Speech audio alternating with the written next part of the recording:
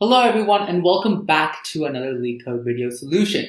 So today we're going to be solving the LeetCode question, trapping rainwater. Alright, so I think this question is really interesting and fun to solve, and it took me quite a while to actually solve it. So let me share the solution I came up with and how I actually kind of got to it.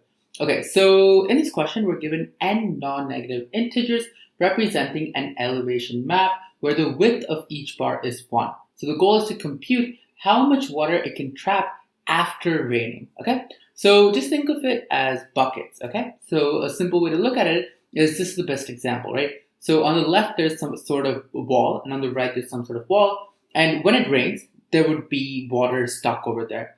And another way to think about it is why is this part here not filled? So you can just think of it for raining forever and then stopping. And at that point, this excess water would end up draining out, right? So we're not going to consider that, okay? So just where the water gets trapped, we're going to count that. And everything over here is has the same width of 1, so we don't need to worry about that. And we're given the heights over here, okay? So what that's telling us is at the 0th index, we have a height of 0, then a height of 1, then a height of 0, then 2 again, and so on, okay? So the final result we output is how much water is actually there. Okay, so how exactly can we do this? So let's go through two approaches that when you look at this question that come up. So for me, the first thing I thought of doing is let's break down the problem into smaller parts. And what I mean by that is let's only look at the neighbors, okay? So the best example I can give you is this cell over here. I'll just call it a cell, okay? And what I'm gonna do is I'm gonna look at the left of the cell and the right of the cell. In this case, the left is greater than, and so is the right. So the left and the right are greater than a certain value. So that means that that cell over there is going to have water. Okay? And the way I kind of thought about this problem is that instead of looking at all of the places where water would be, I would just look at if the water would be at a certain cell and by how much. Okay? So this is a good place to start, but it's not actually the final solution. And let's just go through why this might not be the case, okay? So let me just draw it out because I think that's going to be a lot easier to understand. So what I'm doing here is given a cell, so that's what I'll call it, we're only going to look at its neighbors, so the left and right. And whatever we take is with respect to the cell itself. So if I'm saying I'm going to take a height greater or a larger height, what that means is it's larger than the middle cell value since we're only looking at neighbors. So let's take the first obvious condition, which is when we have same heights, okay? So the left is this, so we have the middle of some height x, the right value has a height x, and the left value has a height x, okay? So all of them have a height x, and when the water rains on it, well, there's not going to be any water left over. So this is a very simple condition. In this case, obviously there's going to be no water. So that's one condition that's really simple. So now let's go on to another condition that is slightly simple. So over here, the basic idea is that we have two elevations that are larger than the middle cell, okay? So we don't care how much larger they are, but they are larger, okay? So let's say the middle cell has this height, okay? And the cell on the left has this height over here, and the cell on the right has this height. So what is the water? Where is the water going to accumulate? And the answer is this entire part over here is going to fill up with water, right? So just imagine it the same way. Let's say the entire thing fills up, but then it stops raining. Only this part would actually have water trapped in it. So this would be our answer, whatever this area is. Cool. But now the question is, one small thing to observe actually is why, so how do we know? Is it going to be this or the length or the larger one, right? And the basic idea here is given, so when both of them are larger, the value or the amount of water that's going to be is going to be with respect to whatever is smaller, right? So let's just say both of them were of the same height, just imagine they were. Then in that case, that's like the scenario where the height would be the same for both, considered to both sides. But let's say one side, right, this side is a lot larger, right? So let's say it's over here. Then even in that case, the water is only going to be up to the smaller barrier per se, right? So it's only going to be up to here. So in this case, we do have water, and it's going to be, let's just write with respect to the smaller wall. Okay, so sorry, to the smaller barrier. Okay, yeah, the pen is not writing properly, so sorry about that.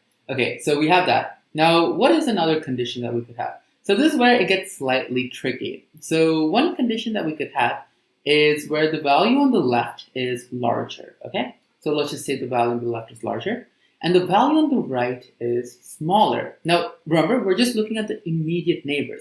So in this condition, let's first draw it. I have a cell. The value on the left is larger, and the value on the right is smaller. Okay, so let's say just given this, okay? Are we going to have water?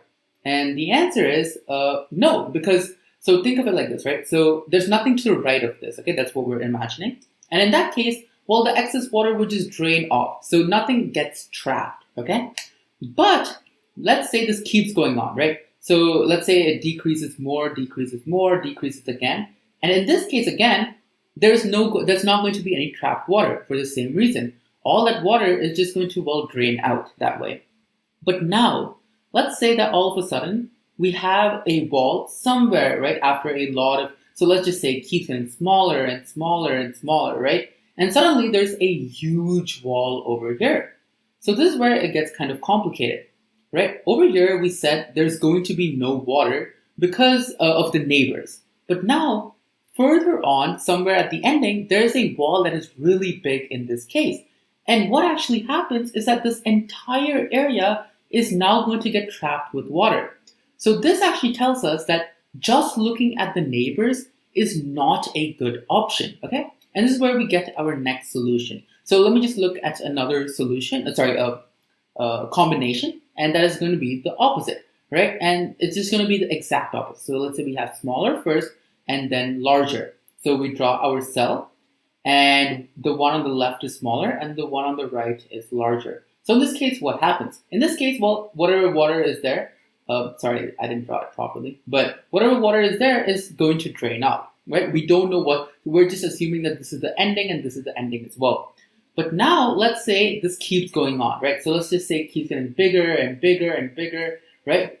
Even in that case, the water would drain out and no water would get trapped. But let's say on the left of this, there is suddenly one large elevation. So in that case, the water would get trapped over here. Also, sorry, the pen is really laggy today for some reason, so the drawings are not proper. Okay, so this is how the buildings would be, right, or the elevation. So the water would get trapped over here. So like I said earlier, we cannot just look at the immediate elevations. So this gets us to our next solution, which is we care about the maximum value to the right of a certain cell and the maximum value to the left of a certain cell.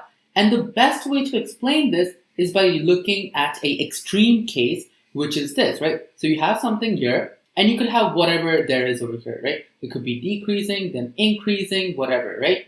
Now, all of a sudden, we could have another huge one over here, right? A huge elevation. So in that case, instead of calculating, okay, is there water here? Is there water here? What we can just look at is, given a certain cell, let's just take the middle cell here. What is the largest value to the left of it? In this case, the largest value to the left of it is right over here. And the same way, what is the largest value to the right of it? And well, it's right over here. So based on that, we can just assume, or we can find out that the water is going to be from here up to this elevation on the max over here, right? And again, we're going to take the minimum, right? So what I mean by that is, if this over here is actually larger, the water is only going to be until this level over here, right? The minimum. So what we're going to do is we're just going to do it like this. Instead of looking at the immediate neighbors, what we're going to check for is what are the largest values to the right of a certain cell and what are the largest values to the left of a certain cell. And this is the perfect example. In the middle, we don't care about what's on the immediate left and right, but we care about what is the largest to the left and the largest to the right, because really that is what is actually trapping the water. And based on that, we can get these calculations. So we would have these values for each cell, and we would calculate this kind of vertical water level for them, and we would add all of these up, right? So in this case, the sum would be the sum of all of these vertical levels added up. That's how much water there really is. So hopefully this explanation does make sense. It took me some time to actually get to this, but I think it's a really cool and fun question. Okay, so now let's see what this looks like in code. So like I mentioned, we're going to have two things we want to do. At a certain cell, we want to find out all of the values that are greater than it on the left-hand side. So all the elevations greater on the left-hand side, okay? And so let's just call this max underscore left, and let's do this first. So we're going to initialize it with zeros, and it's going to have a length of height, okay? Cool. So how are we going to go through this? So now the first thing is whatever is at the 0th index, there's not going to be anything greater than it on the left-hand side, right? So that's obviously there. So in that case, okay, so what that basically tells us, we're going to not index from the 0th index. We're going to start from the first index, okay? So let's just do for x in range from the first index up to the ending, which is, well, just length of height. Okay, so now that we have this, what are our possible values? So the way we're actually going to get this is we look to the values on the left of it, okay? So I think it's easier by just seeing this. So in this case, let's say we are at the first index, right? And what values are we going to compare? We're only going to look at the values to the left of it. So we don't look at the index x itself, but we look at the index x minus 1, okay? And at that point, we either get the value 0 or whatever value is currently the largest. Okay, so now when we go over here, the value to the left of it that is the largest is either 1 or the previous value, which was 0. But in this case, we're going to take 1 since 1 is greater than 0. So we keep doing that, okay? So that's why we look at the index x minus 1 because we look at the left of it. Okay, so we're going to We're going to be taking the maximum value between height and the index is going to be x minus 1. And the other option is we go to our max left array over here and we get the largest value at that place, which in this case is again just going to be x minus 1 like explained. And this is going to be the value of max underscore left at the index x. Okay, so this is what we have over here. So now we do the same thing, but instead of max underscore left, we're going to have max underscore right. So this is the rightmost largest value, right? So we initialize it with the same way. So 0, and it's going to have a length of height. Okay, cool. Okay, so now we have another for loop, but now we're going from the right to left because we're looking at all of the values on the right of it, okay? And and with the same logic in mind, we're not going to start off with the last index. We're going to start off with the last but one index, okay? And the way we do that, we can just do for x in range, and we're going to get the length of height minus 2, not minus 1, because last but one index. And we're going to go up to the negative first index, so that's going to include the 0th index, and each time we decrement by 1. Okay, so given this for loop over here, we take the maximum between whatever the immediate right value is, and again, the way we get that is height, and in this case, it's going to be the index x plus 1, and we compare that with the max right value at the same index of x plus 1. So max underscore right at the index x plus 1. Okay, and this is going to be the value of max right at the index x equal to, well, this. Okay, cool. So now that we have these two arrays, how exactly do we get the rest of the solution? So remember how we're getting those vertical sums, right? So what we're going to do is we're going to have a value outside of this called result, and that's going to be our final answer, right? And we keep adding these vertical heights to result. So we're going to iterate through the values, and it's going to be length of height, and we're going to be going through both max left and max right. So what over here is going to be the water level. Now remember, like I said earlier, let's say we have something that is small. So in this case, this elevation is smaller than the elevation on the right over here, which is larger. We're only going to consider the smaller elevation because we can't go higher than the smaller elevation. So the smaller elevation is kind of like a limitation. So that's what we're only going to consider, the smaller of the two elevations, okay? So now we're going to a certain cell, and at that certain cell, we're going to take the smaller of whatever is on the left of it versus whatever is on the right of it, okay? So that's going to be the minimum of whatever is on the left of it. So so that's going to be max left at the index x. And the same way, we're going to go to max right at the index x. So now that we get the smallest of these two values, that is actually going to be our water level. So this is going to be our water level.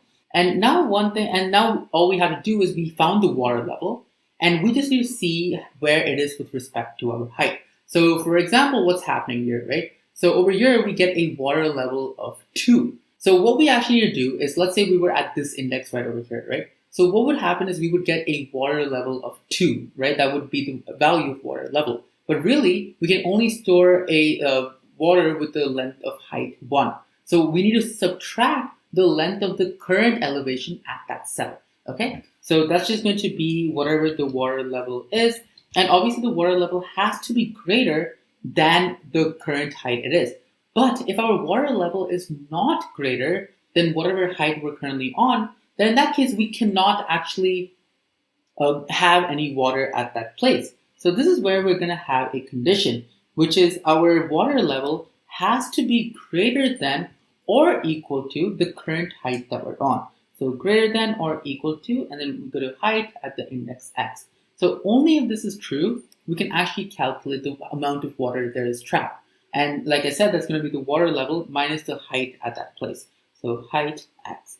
So this over here is how much water is going to be at that vertical distance. And we're going to add this to our result. So result plus equal to, we're going to add this value to it. And that's going to be it. So at the very ending, we're going to have our value and we're going to return that result. So submit. And as you can see, our submission did get accepted. So thanks a lot for watching, guys, and hopefully this video did help you.